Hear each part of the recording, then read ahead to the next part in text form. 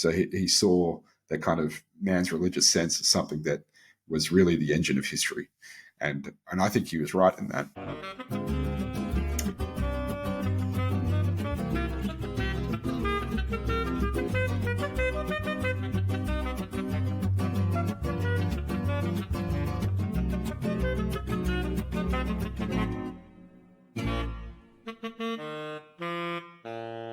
Good everyone, welcome to the Thomas More Centre channel. My name is Marc Makowiecki, and today it's my pleasure to be interviewing Tom Gourlay.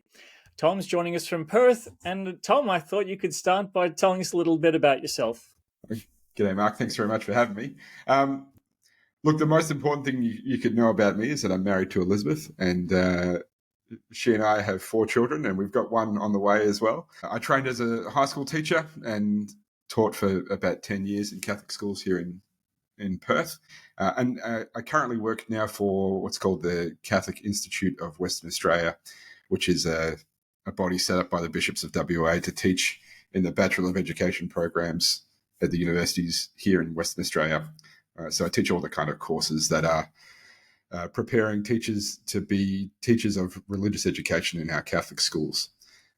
But on the side, I work in a kind of volunteer capacity with the Dawson Society for Philosophy and Culture, which is an organisation that we set up in 2012, which is, I suppose, broadly promoting cultural and philosophical kind of conversations and activities here in Perth. Very good. So you have a very strong academic background, and your master's thesis you did on David L. Schindler's critique of liberal metaphysics and its implications for the ethos of Catholic education. So it sounds very heavy, but I'm sure you can kind of translate it for the layman. Sure. Look, I think as with any kind of thesis, you've got to have the longest, most descriptive and pretentious title you can have. So I think I nailed it there. David L. Schindler, who died a couple of years ago, was an American theologian and philosopher. And I think one of the most important voices in the Catholic Church of perhaps the last 50 years. And he developed what I think is a really robust critique of liberalism, or I suppose modernity in its dominant liberal form. And for him, America is kind of emblematic of that. And he really, I suppose, was trying to articulate a case that there's no neutral ground. There's no neutral public square. And I suppose what he was trying to do was to show that while liberalism putatively has a kind of, or holds to a kind of a neutral public square, that it's actually not neutral at all, and it kind of relativizes the Christian and Catholic claim particularly. So he worked that out in a variety of, I suppose, arguments and debates with scholars, particularly in the Catholic world, and particularly those scholars who probably line up on, I mean, he kind of shot both left and right, if that makes sense. So he would have argued with the more kind of liberal progressives as well as the neoconservatives, really trying to kind of articulate a really integrated vision of faith and life. So he worked this out in conversation with guys like George Weigel and Michael Novak and Richard John Newhouse from First Things. And really, I suppose, he developed a critique in the realms of politics and economics, in moral theology and bioethics, but also in a kind of cultural register, particularly as it pertains to education. And what I kind of found in my research for my master's program was that he was articulating a vision for Catholic education that was really about forming a Catholic mind, a mind that actually perceived Christ as the concrete reality in everything, and built from that, I suppose. So that's kind of what I did for my master's project. And so for your doctorate, you completed that in 2023 under Tracy Rowland and Michael Hanby. What question did you study, and why is it important? So my doctoral work was I suppose a deepening of the work that I'd done looking at David L. Schindler and Catholic education. Actually, Michael Hanby, who's at the John Paul II Institute in Washington, D.C., he examined my master's thesis. And after he had kind of made a comment about the thesis and given it a grade, proceeded to write about a page and a half about the questions that had opened up. And I kind of wrote back to him rather audaciously and said, "How would you like to take this on take me on as a doctoral student investigating those questions?" And what I was doing was really, again, in the same vein as Schindler, but also using the works of guys like Joseph Ratzinger, the Jesuit Norris Clark, Hans Urs von Balthasar, and others. Really trying to articulate a metaphysical vision that is grounded in the basic doctrines of the faith. So creation, the incarnation, and redemption, the Trinity. Try and extrapolate some kind of base metaphysical vision from that, and then articulate what a Catholic education could be, particularly in a tertiary context. So I was looking at what I called a relational ontology and how that can form and shape a Catholic education, particularly at a tertiary level. And in a certain sense, what that does is, I think, very much in the first paragraph of John Paul II's Sex Cordia Ecclesiae, he talks about Catholic universities needing to be a place where we unite existentially by intellectual effort two orders of reality: the fact that we are searching for the truth, and the fact that the truth has been revealed to us ultimately in Jesus Christ. So how do we do that kind of work in the context of a Catholic university? So that was my doctoral work. Okay. So sticking with education, you've written recently about how the education sector is racing headlong to embrace large language models, what we kind of commonly know as AI. And you mentioned that LLMs will become so dominant that the entire process of teaching and learning will become just a charade, really. So can you share some more of your thoughts on this topic? Yeah. Well, look, I think of a lot of what passes for education today, particularly in a tertiary context, is more akin to simple skills-based credentialing than a real education. And I think that in a perhaps a paradoxical way, the proliferation of so-called AI, and I think there's a problem beginning with the fact that we call it intelligence, but I'll just bracket that for now. The proliferation of AI provides us with what I think is a really great opportunity to rethink what we're doing in education in the first place, and actually in the broader realm of the knowledge economy, so to speak, for white collar workers. So much of white collar work is really mindless and repetitive, and it really provides a truncated sense of accomplishment. So it's no wonder, it seems to me, that there's a kind of spate of or an epidemic of mental illness, let's say, in the adult workforce. And I think that the large language models will do a whole lot, or they'll be able to do a lot of that work much more efficiently and effectively, and without imposing a sense of doom on people who are currently engaged in that work. But I think we need to really stop and think about what kind of work we're doing. Is it really worth our time, and is it really, really fulfilling? I think if education is, if we think of education as an introduction to total reality, that's what Luigi Giussani would say, or as Christopher Dawson said, education is a process by which a culture is handed on by a society and acquired by an individual.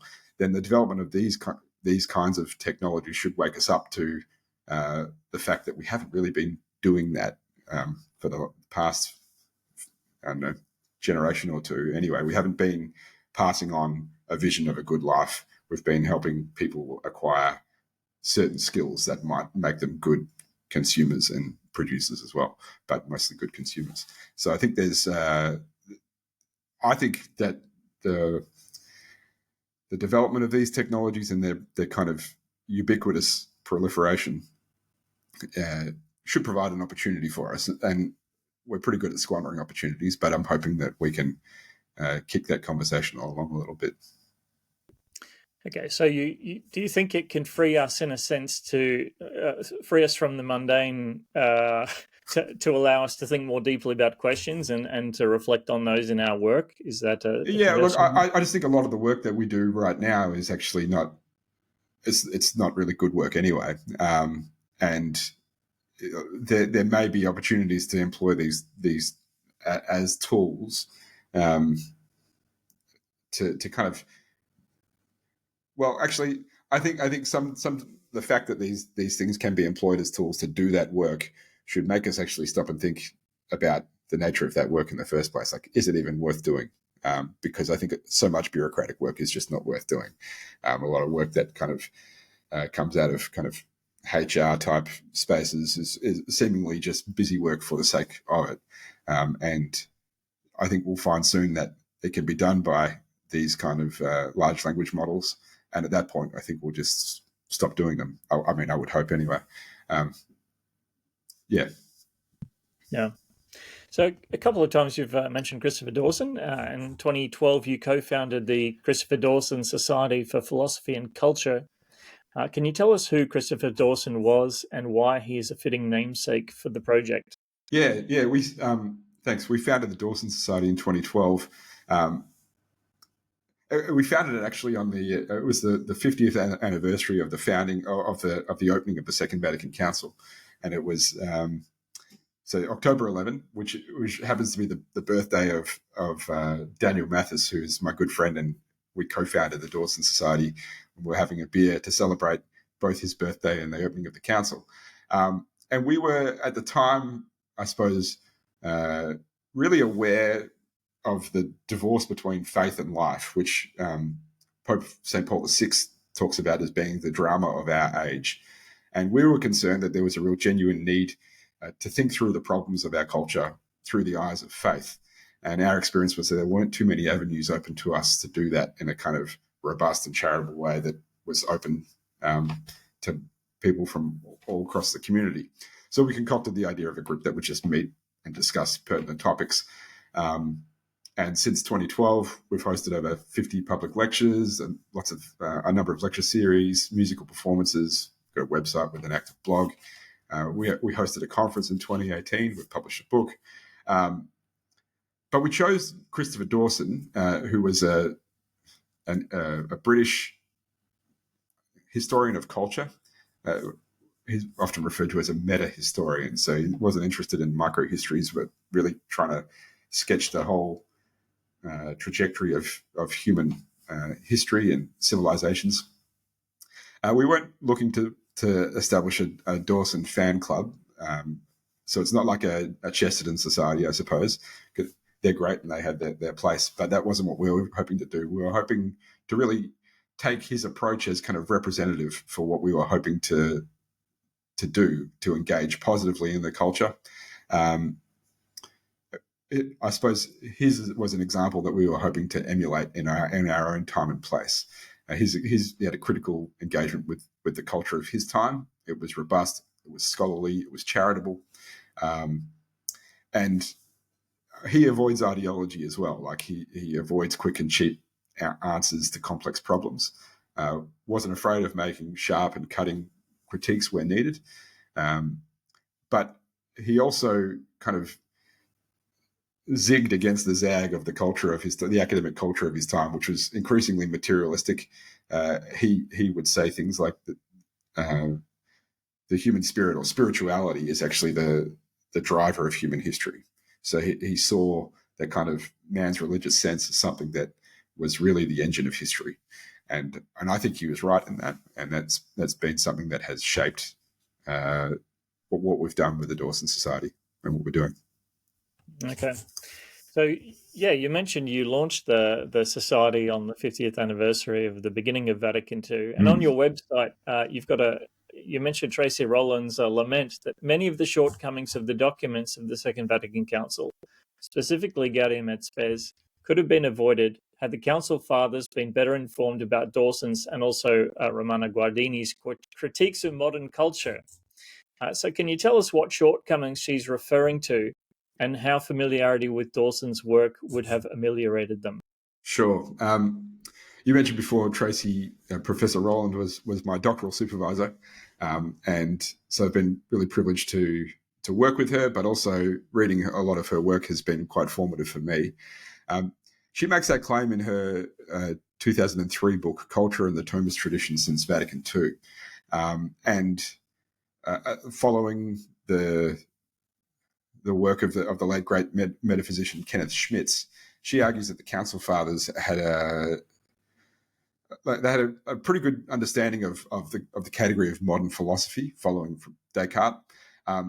But she says that they had a fairly deficient understanding of modern culture. So for her, there's a lacuna or a gap in the thinking of the fathers.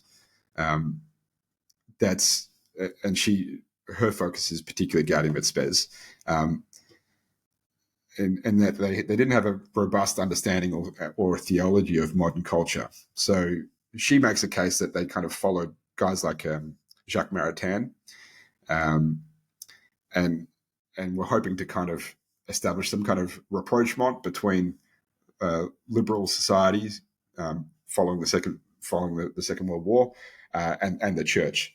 And so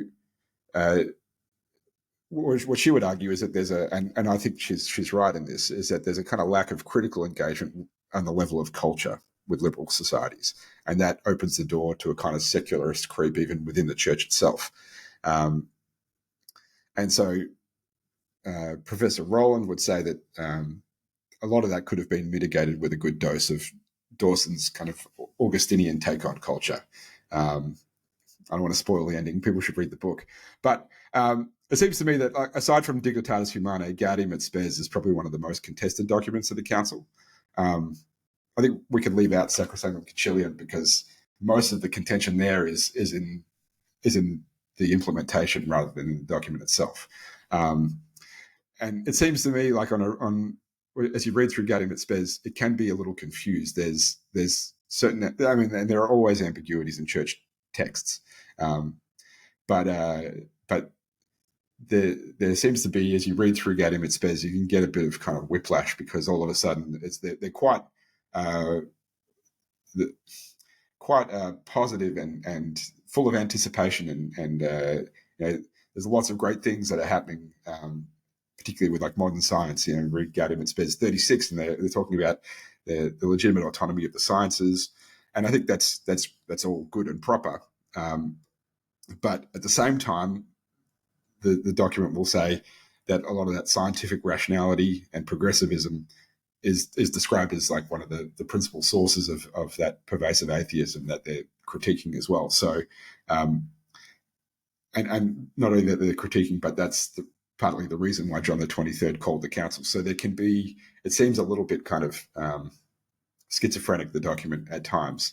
And that's why Tracy, following John Paul II and Benedict XVI, will say that the way we've got to read a text like Gaudium et Spes is using paragraph 22 as the hermeneutical key, to have that really Christocentric anthropology at the core, and that can help make sense of it. But it doesn't dismiss the ambiguities there. And someone like Dawson, I think, actually has much more of a robust and critical understanding of modern culture, and I think that could have helped mitigate some of those ambiguities. Okay. So in July, the Dawson Society will be hosting its second major conference entitled Home, Family, Place, Economics. Can you tell us why the home is worthy of consideration at this time in particular? Yeah. Our conferences are really broad. So like a title like Home, Family, Place, Economics is one that we're hoping to really kind of cast a wide net and get people to really think, and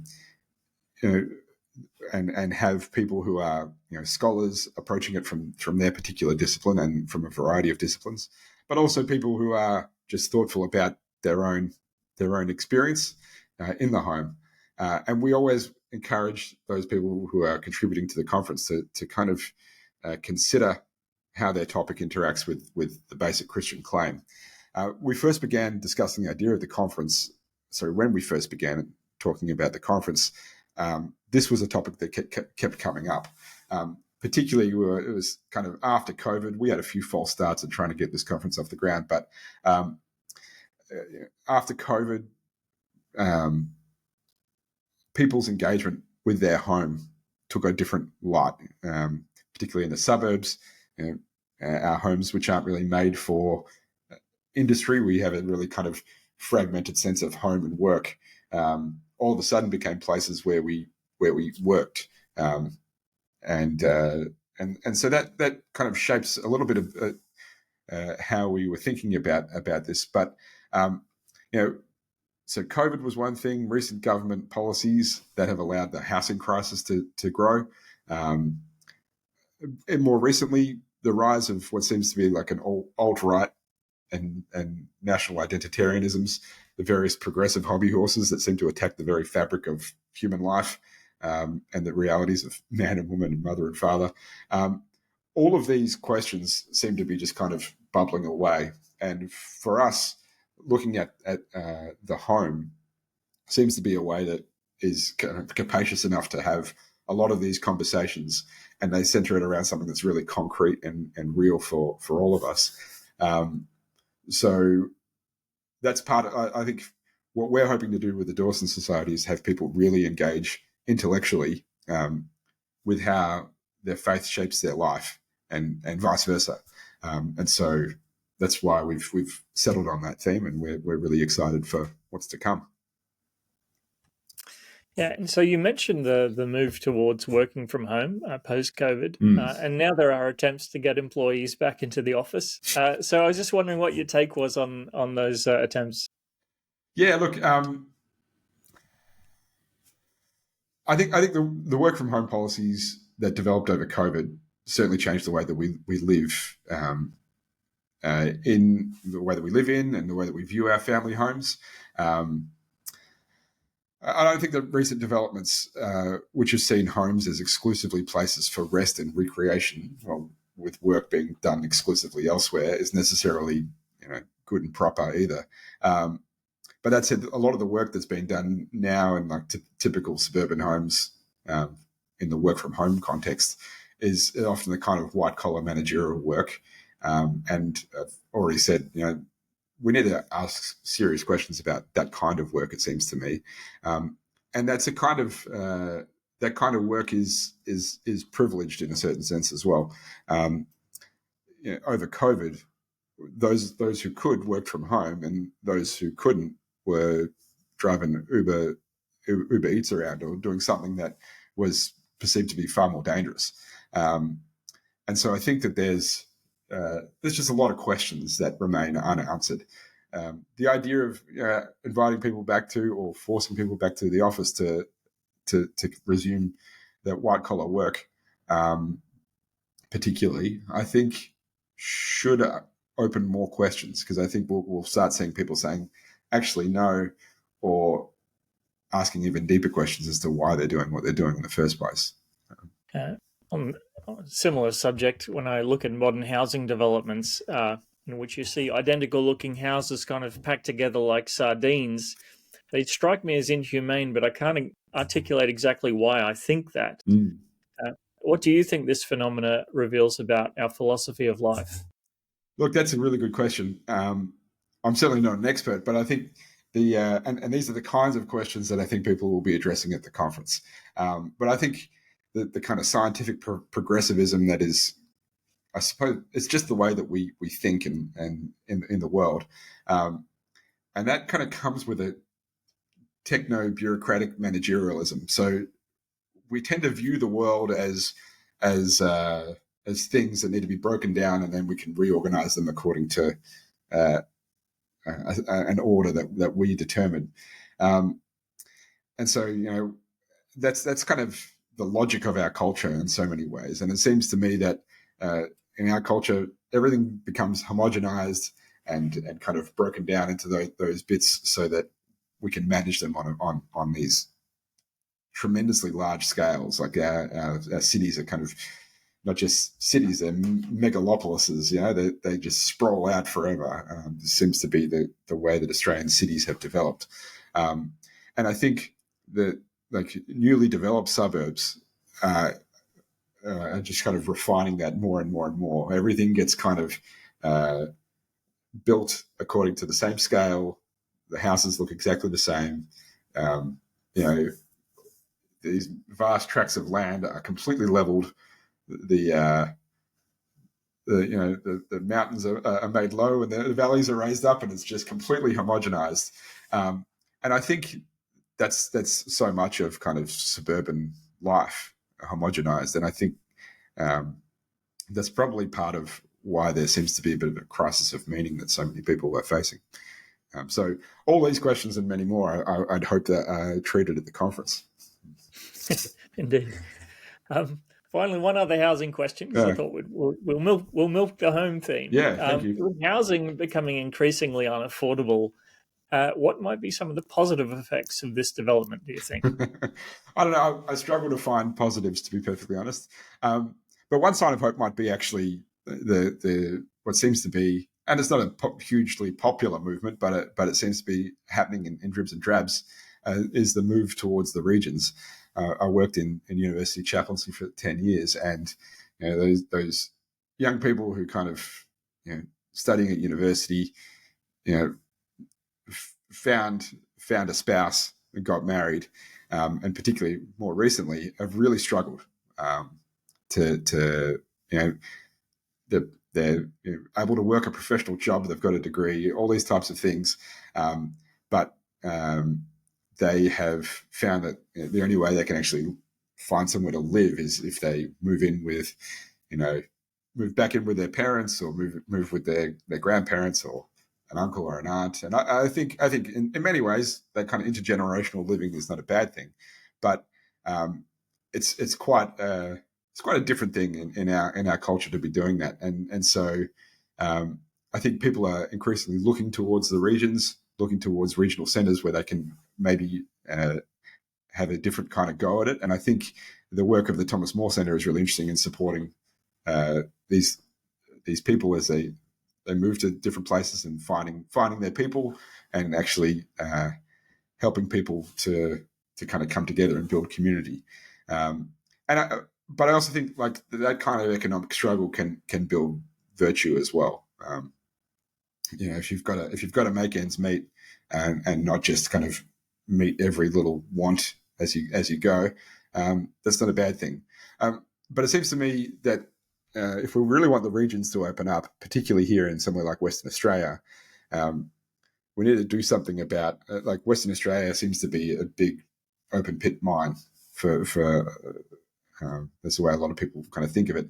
We have the fly in, fly out FIFO work phenomenon. I'm not sure if you're familiar with that, but it seems to me if we really want the regions to open up, we need to have government policies that probably tax that out of existence, and kind of force the mining companies to actually build a solid network of highways and high-speed rail, build the infrastructure to actually allow those towns to flourish and to support families there, because the FIFO work is actually just devastating on communities, both in the towns where it's centred, where people are flying in and out of, but also for the families left at home. So, there's. I think the housing crisis is just a hugely complex phenomenon, and we really need to address it because it's going to cause all sorts of problems. It already is. Yeah, on this move to the regions that at least some people are undertaking, combined with the online world, with business and commerce being undertaken more and more in cyberspace, what impacts, if any, do you imagine this will have on cities in terms of their long-term relevance and viability? Yeah, look, I mean, I think I have no crystal ball. I think the online, online stores and online bits and pieces, there are certain advantages there, and they shape how we are as well. So again, there's nothing neutral. We need to kind of sift these things out. But I do think the Australian megalopolis, the kind of endless sprawl of our major cities, is really not sustainable environmentally, but a human scale as well. So, again, I'm not sure how all this will impact long term, but I certainly would be eager to see the regional centres grow, and actually, if the major cities of our nation kind of constricted somewhat, I think that wouldn't be a bad thing at all. I think it would actually be just a much better situation for everyone and for the country. Yeah, so you've already lined up some keynotes for the conference. Can you tell us who they are? Well, one will be known very well to you, and this is Anna Crone. We're really excited to have Anna out to WA for the conference. Anyone who's heard Anna speak will know that it's just going to be a real treat. I had the opportunity of, like I said, studying at the John Paul II Institute, which is where I got to know Anna. And for a while, we managed to bring her out to Western Australia with a degree of frequency, but we haven't been able to do that for some time. So we're really keen to have her out. And I think hers is a unique perspective. She really seems to understand Australian culture like I think few others, actually. I really enjoyed listening to one of the recent interviews you did with her to just get a sense of her family and the history of the Thomas More Centre and things like that. I think there's a lot of wisdom there that can be shared around. So we're really excited to have her speaking at our conference. We also have the Emeritus Professor John Kinder from the University of Western Australia. John is well known to Dawson Society regulars, I suppose. He's got a really interesting insight on I suppose, the integration of faith and culture, particularly through a kind of lifetime of reading and engaging with the work of Luigi Giussani, who is an Italian Catholic priest, founder of the ecclesial movement Communion and Liberation. John's a linguist by training, and I think he'll be talking a little bit about language and how our language builds a world in a certain sense. But he's always able to integrate a wide variety of faith and life and experience in his talks. So we're really excited to hear that. And actually, the final keynote speaker that we've got is Mr. Marc Barnes, who's visiting us from Steubenville, Ohio, in the United States. Marc is an excellent writer and a great thinker, and he's involved with the New Polity Project, which I'm sure you're familiar with, Marc, but many of your listeners might appreciate getting to know some of their work. They're doing some really wonderful work in Steubenville, Ohio, which is a kind of, they refer to it as a Rust Belt town, the old steel belt, all these steel mills and things across the Midwest in the US have quite depressed towns. And it seems that Marc and some of his friends have moved there because it's precisely the place where the American dream has really is no longer convincing for people, and it's an opportunity for them to really build community, to build a new polity, a new sense of living together. We're really excited to have Marc visiting. He's a really insightful cultural critic, and he's got experience as a kind of on-the-ground community organizer. One of the things that they've done over there in Steubenville is establish a new kind of college, I suppose, or tertiary institution, the College of St. Joseph the Worker, which is a 5-year program, which the graduates will come out with a Bachelor of Arts in like the liberal arts, akin to, say, a Campion College degree, but also with a trade in plumbing or electrics or bricklaying or things like that. And there's a kind of sense, it seems to me, that really returning to that kind of manual work, but also engaging our minds. I think there's it can be really enriching for people's lives. So we're really excited to have him here. I'm sure he's going to present a really wonderful paper, and we're really keen to learn from him and to see how that experience might be able to inform what we're doing here in WA and across the country. Yeah.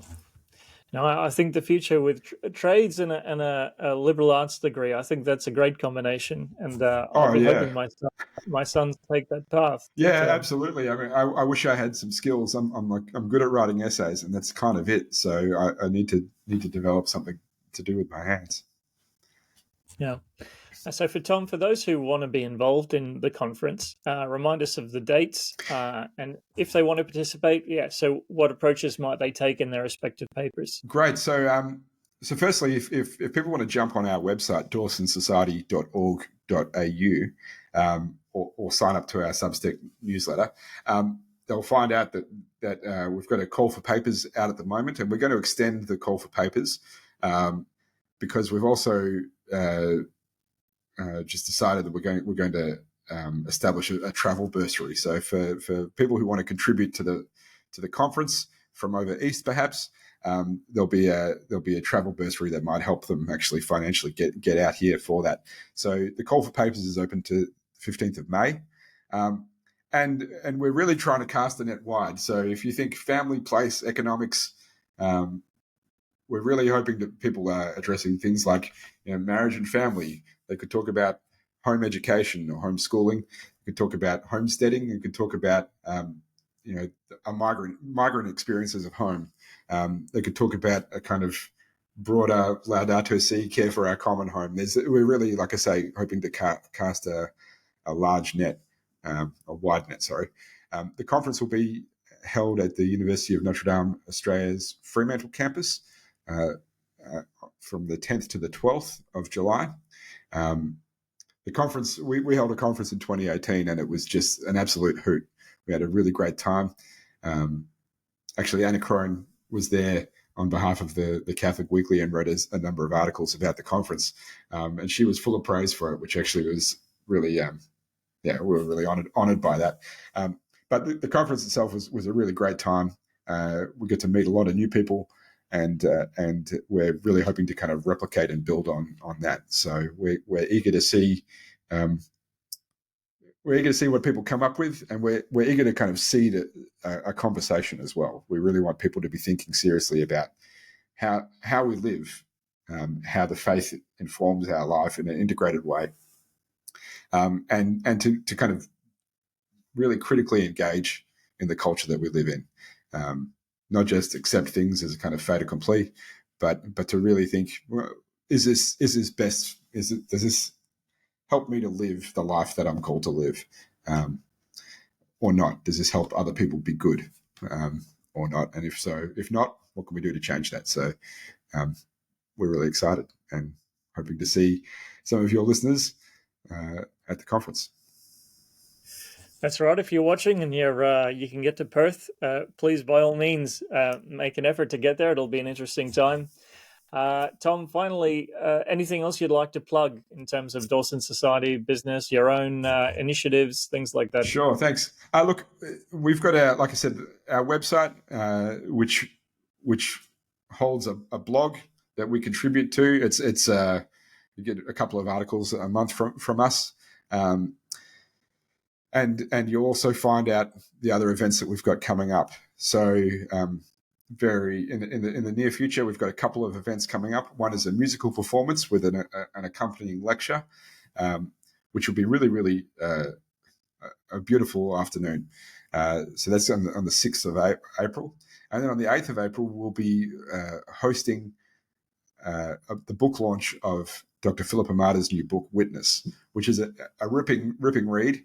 And I'd encourage everyone to have a read of that. But we're hosting a book launch. Professor Tracy Rowland is coming out to launch the book here in Perth, Western Australia. I know that Philip is doing a speaking tour of the country, so to speak, not the entire country, sadly, but I know she'll be over on the East Coast as well soon after that. But so we've got the book launch and that musical performance, and one or two other events before the conference in July. So if people want to find out, the website is a place to go, but also our Substack newsletter. So if you want to just type in Dawson Society into the Substack, you'll find us, and please subscribe. Very good. And a plug for our own channel. If you liked our interview with Tom and like the other stuff we put out, please like, share, and subscribe. Also, we have a weekly newsletter written by Anna Crone, released on Wednesdays. That's awesome, by the way. I love it. Great. It's one of the best kept secrets around. Oh, every week. I just can't wait for it. It's good. So tmc.org.au, and you can get on our mailing list for that and find out about events around the country that we're running. Tom Gourlay from Perth in Western Australia, thanks for joining us. Thanks very much, Marc.